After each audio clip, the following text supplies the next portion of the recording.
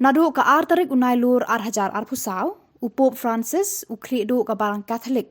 Ula sedang ya ka jinglit jingo ekipat Kristan Katolik ka bajengai tam, bat yo le si ka ba tam ha ka jinglong pop jung kat ba sedang ya ka jinglit jingo ka ba khat sngi lenter hadaulen nong Asia Pacific bat East Oceania. Ute ukri du ka balang Katolik bala prapu nyo snam karta. Ulami haka singin ningkong artarik unai lur haka jinglet jingo yakari Indonesia nangta sya Papua New Guinea buat saka East Timor bat penkut yaka jinglet jingo jeng yaki pa jeng blay ha Singapore. Ukpa bakhuat upop Francis sadan kumba sau pautili ki jingyalang hakani ka jinglet jingo jeng yaki te kiri ha Asia watla umdan haka met ka baklan. Haba kran syakilat patai kubor ushi hoko goto. Ubade uway na kinong penbet iki program jong ukpa bakhuat ula ong ba. Upo Francis watla klan shim yakani ka jinglet jingo syakini kiri.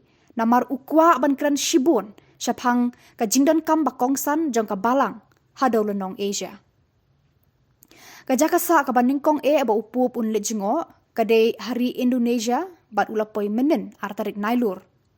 Ha Papua New Guinea upop Francis yakendo yaki missionary naka ritra jong ka Argentina. Nangta unlet sya East Timor bat penlong yaka mas pakut hakajuk ka jaka badon harut duriau hakaba upop John Paul baar ula penlong hausnam kat kendai spa prapo kendai. Kajaka sa bakadu kan long ha Singapore. Kari kabalai benta naka sau benta jong kinong snong kibawan na China.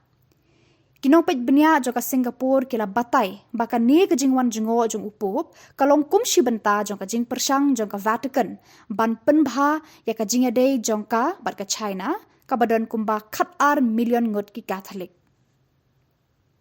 Kadon Bosco Media Network kan persang ban wanra live kamtam haka local cable TV channel Arspa nyopo khandai ya ki jingja jong ki tegi khat sngi lenter ki ba upop Francis undon hadauran nong Asia.